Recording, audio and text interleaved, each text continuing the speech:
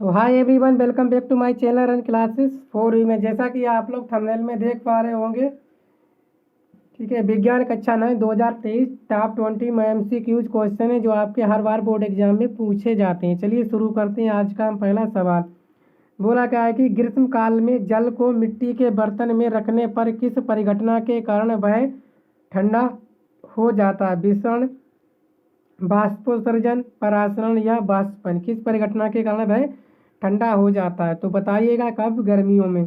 तो चलिए इसकी जो है, ठीक है, मिट्टी का बर्तन का मतलब जैसे घड़ा है, घड़ा में आप पानी भरते तो वो कैसा रहता है आपका? हमेशा ठंडा रहता है। तो वो किस कारण ठंडा रहता है? विषण, बाष्पोत्सर्जन, परासरण या बाष्पन? इनमें से एक राइट आंसर है, उसको आपको बताना है। ठीक है, तो आप सभी जानते हो वो किसके कारण ठंडा रहता है? वो रहता है आपका बाष्पन के कारण। ऑप्शन नंबर डी जो है बिल्कुल सही है। ठीक है, नेक्स्ट सवाल देखते हैं हम लोग।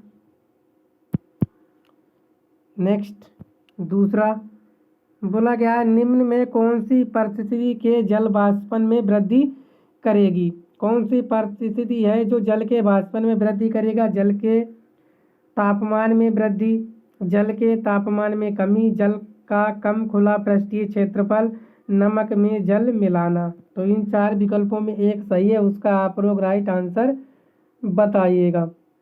ठीक है ना? तो क्या हो जाएगा आपका? ठीक है, तो कौन सा? जब आप जल का तापमान क्या करो, बढ़ाते चलो जाओगे तो उसमें क्या होगी आपकी? तो ऑप्शन नंबर का जो है बिल्कुल सही है। समझ में आया ना? जल का वाष्प कब बनेगा? जब जल आपको क्या करोगे, गर्म करोगे, तभी उसमें क्या होगा? वाष्प होगा। तो तुमने क्या किया? आप लोगों ने किया, तापमान को क्या किया? बढ़ाया, तभी तो हो वाष्प बनी, भाप बनी। ठीक है, चलिए नेक्स्ट सवाल।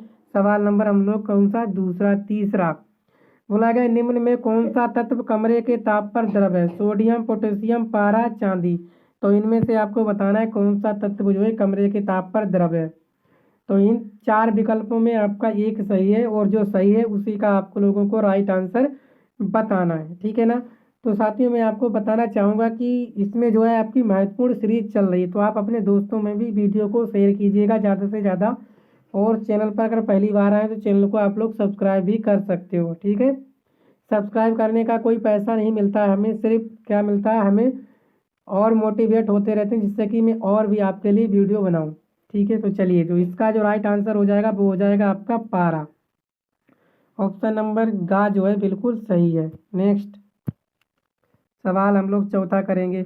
लोहे से बनी वस्तु में जंग लगने को कहते हैं, क्या कहते हैं? विलयन तथा, ये एक भौतिक रासायनिक परिवर्तन है। खा, विलयन तथा भौतिक परिवर्तन है। गा, संचारण तथा रासायनिक परिवर्तन है। घा, विलयन तथा एक रासायनिक परिवर्तन है। तो इन चार विकल्पों में आपको एक सही विकल्प दिया है, तो उस विकल्प को छांटकर आपको लिखना है। क्या हो जाएगा इसका? तो इसका जो आप लोग राइट आंसर हो जाएगा वो हो जाएगा आपका संचारण। संचारण, ठीक है, संचारण तथा एक रासायनिक परिवर्तन है। लोहे में वस्तु में जंग लगने को क्या कहते हैं हम लोग? संचारण कहते हैं। और संचारण करने को क्या कहते हैं हम लोग? रासायनिक परिवर्तन कहते हैं। तो रासायनिक परिवर्तन आपके होते क्या है? तो रासायनिक परिवर्तन वह परिवर्तन होते हैं जब किसी पदार्थ की अवस्था में हम लोग परिवर्तन कर दें और पुनः उसी अवस्था में वापस ना लाया जा सके, वही कहलाता है आपका रासायनिक परिवर्तन। मान लीजिए लोहे में अगर आपकी एक बार जंग लग गई, क्या उसे पुनः जैसा था वैसा ही लोहा बना सकते हो? नहीं बना सकते हो ना। ठीक है, तो ये हो गया आपका रासायनिक परिवर्तन। ठीक है, और एग्जाम्पल जैसे आपका आम का पकना, अगर आम पक जाए तो कौन सा परिवर्तन है? रासायनिक।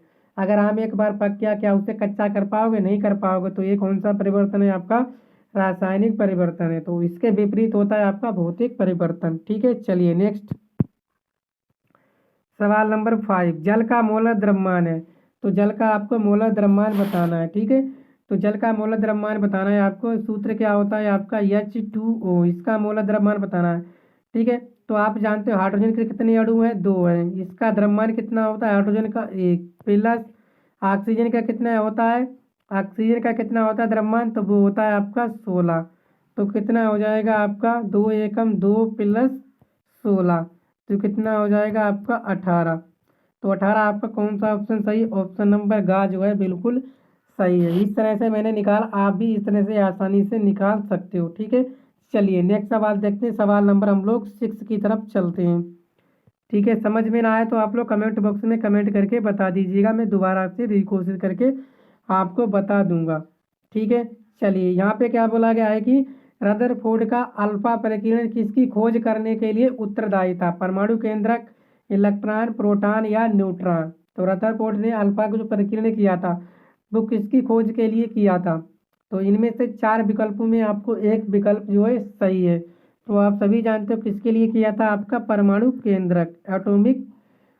ठीक है, एटॉमिक आपका जो है सेंटर के लिए किया था। ठीक है, आगे नेक्स्ट सवाल नंबर हम लोग 7 देखेंगे। ठीक है ना, 7 बोला गया कार्बन में संयोजी इलेक्ट्रॉन की संख्या होती है, 1 होती है, 2 होती है, 4 होती है, 6 होती है।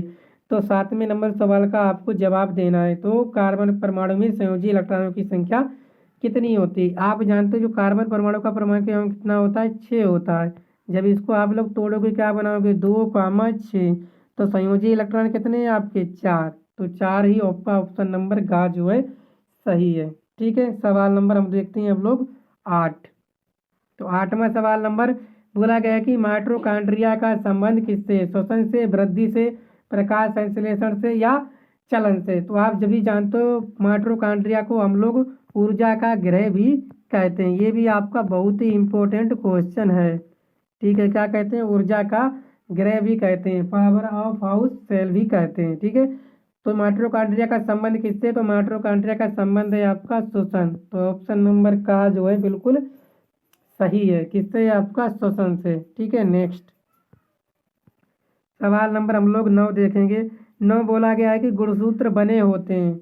ऑप्शन नंबर का डीएनए से, प्रोटीन से, डीएनए एवं प्रोटीन से या आरएनए से? ठीक है, तो डीएनए की आप सभी फुल फॉर्म जानते हो क्या होता है? D nucleic ribosome. ठीक है ना, आगे आगे आरएनए का राइबो न्यूक्लिक एसिड। ठीक है ना, ये होता है आपका डी न्यूक्लिक राइबोसोम। ठीक है ना, इस तरह से आपको बताना है। डीएनए का डी राइबो न्यूक्लिक एसिड। ठीक है, क्या होता है DNA full form? D ribo nucleic acid. RNA का क्या होता है? ठीक है, री राइबो न्यूक्लिक एसिड। इस तरह से होता है। तो आपको बताना है कि गुणसूत्र बने होते हैं। तो मैंने आपको एक बार एक पोस्ट करके बताया था, उसमें बहुत से बच्चों ने आंसर दिया था सर डीएनए होता है। तो मैं आपको सभी को बता दूं जो डी गुणसूत्र बने होते हैं तो क्रोमोसोम जो बने होते हैं वो होते हैं आपके डीएनए एवं प्रोटीन से। तो ऑप्शन नंबर गा जो है बिल्कुल सही है। नेक्स्ट सवाल करेंगे हम लोग, सवाल नंबर 10। ठीक है ना, सवाल नंबर 10 क्या कह रहा है कि फ्लोएम में पाए जाने वाला निर्जीव पदार्थ है? सहचर कोशिकाएं, फ्लोएम तंतु, फ्लोएम मृदुतक, चालनी नलिकाएं? तो फ्लोएम में पाए जाने वाला निर्जीव पदार्थ है वो है आपका फ्लोएम तंतु। तो कौन सा ऑप्शन? ऑप्शन नंबर खा जो है बिल्कुल सही है। हमने 10 क्वेश्चन कर लिए। तो आप लोग कमेंट बॉक्स में कमेंट करके बताइए कि आपने 10 में से कितने सवाल सही किए हैं। अगर आपने 10 में से 9 सवाल सही कर दिए तो समझ जाइए कि आपकी तैयारी जो है बेहतरीन चल रही है। ठीक है, चलिए सवाल नंबर हम लोग 11 करने वाले हैं। तो 11 देखेंगे।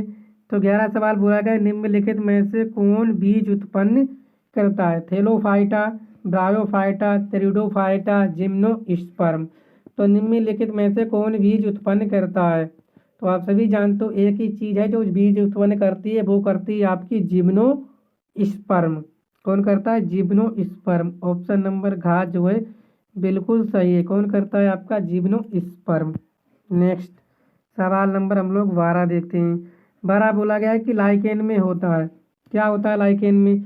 कवक तथा जीवाणु, जीवाणु तथा शैवाल, कवक तथा शैवाल, कवक तथा विषाणु। इन 4 विकल्पों में आपका एक सही है, उसी को आपको बताना है। तो जो है लाइकोन में आपका पाया जाता है कवक तथा शैवाल। ऑप्शन नंबर गा जो है बिल्कुल सही है। कौन सा? ऑप्शन नंबर गा। ठीक है, नेक्स्ट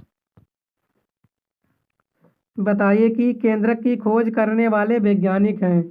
आल्टमैन, रॉबर्ट ब्राउन, मुलर, सिंगर? तो केंद्रक की खोज करने वाले वैज्ञानिक हैं। कौन थे वैज्ञानिक? ठीक है, ये मोस्ट इंपॉर्टेंट क्वेश्चन है, आप लोग नोट डाउन करके रखिएगा। बाकी तो सभी मोस्ट हैं। ठीक है ना, कोई भी आपको मिस नहीं करना, लेकिन ये बहुत बार आया हुआ है इसीलिए मैं आपको बता रहा हूँ। तो केंद्रक की खोज किसने की थी? तो केंद्रक की खोज की थी आपके रॉबर्ट ब्राउन ने। ऑप्शन नंबर खा जो है बिल्कुल सही है। नेक्स्ट कौन सा? सवाल नंबर 14। 14 बोला गया कि MKS पद्धति में त्वरण का मात्रक है मीटर प्रति सेकंड, ठीक है, या न्यूटन प्रति मीटर, या मीटर प्रति सेकंड स्क्वायर, या क्या है मीटर स्क्वायर प्रति सेकंड। तो इनमें से 4 विकल्पों में आपको सही बताना है। त्वरण होता क्या है? त्वरण होता है आपका वेग परिवर्तन की दर, यानी कि v माइनस यू परिवर्तन की दर। ये क्या होता है? इसका मात्रक होता है मीटर पर सेकंड। वेग का मात्रक क्या होता है? चाल का मीटर पर सेकंड, और समय इस एक और लगाए तो क्या हो जाएगा? मीटर प्रति सेकंड स्क्वायर। तो ऑप्शन नंबर गा जो है इसका सही आंसर है। ठीक है, नेक्स्ट सवाल नंबर 15। तो 15 क्या बोला गया है कि कोई यात्री गतिमान रेलगाड़ी में एक सिक्का उछालता है जो उसके पीछे गिरता है। इसका अर्थ है कि रेलगाड़ी की गति त्वरित है, एक समान है, अवमंदित है, वृत्ताकार पथ के अनुदिश है। तो इसमें आपको राइट आंसर बताना है कि कौन सा सही है 14वें का। अब कोई भी यात्री है, मान लीजिए आप ही हो, तो रेलगाड़ी में आप कोई सिक्का उछालोगे तो वो आपके क्या करता है? पीछे ही गिरता है। तो इसका मतलब क्या है? तो इसका मतलब ये है कि रेलगाड़ी क्या है, ठीक है ना। तो रेलगाड़ी की चाल कैसी है, ठीक है। तो इसमें आपको बताना है कि रेलगाड़ी की चाल कैसी है, ठीक है। तो रेलगाड़ी की चाल कैसी है आपकी? अवमंदित है। ऑप्शन नंबर गा बिल्कुल सही है आपके 14वें सवाल का। ठीक है, डबल डबल हो गए थे ये 15वें का है, ठीक है ना। कौन सा ये? 15वां सवाल, ठीक है। तो इसका जो है राइट आंसर कौन सा बताया था हमने? अवमंदित, ठीक है। अवमंदित नहीं है इसका राइट आंसर। इसका राइट आंसर है आपका क्या है?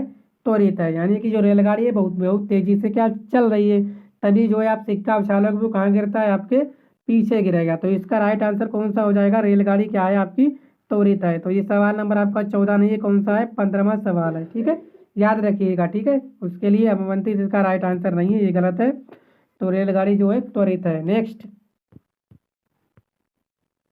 वायुमंडल पृथ्वी से जकड़ा हुआ है, किसके कारण जकड़ा हुआ है? गुरुत्व बल द्वारा, पवन द्वारा, बादलों द्वारा, या पृथ्वी के गुरुत्वीय क्षेत्र के द्वारा। तो वायुमंडल पृथ्वी से जकड़ा हुआ है। तो 16वें का आप लोग राइट आंसर बताइएगा। तो क्यों जुकड़ा हुआ है? तो गुरुत्व बल के कारण जो है जुकड़ा हुआ है। किसके कारण? गुरुत्व बल के कारण, ठीक है। चलिए, तो इसका राइट आंसर कौन सा हो गया आपका? ऑप्शन नंबर का। नेक्स्ट सवाल नंबर हम लोग 17 में करने वाले हैं। दाब। दाब कैसी राशि है? सदिश राशि है, अदिश राशि है, कोई भी हो सकती है, ना अदिश है और ना ही सदिश है। तो दाब को आपको क्या बताना है? राशि बतानी है, ठीक है ना। तो दाब आपका होता है क्या? यफ। दाब क्या होता है आपका? पी। पी क्या होता है आपका? बल अपान यफ, ठीक है। ये कैसी राशि है? तो आप सभी जानते हो जो दाब आपकी राशि है वो है आपकी अदिश। कैसी है? अदिश राशि है। तो ऑप्शन नंबर खा बिल्कुल सही है। अगर इसके आपसे क्या पूछ ले? इसका मात्रक पूछ ले। क्या पूछ ले? मात्रक। मात्रक क्या हो जाएगा? बल का मात्रक क्या होता है? न्यूटन, और क्षेत्रफल का मात्रक क्या होता है? Metre square.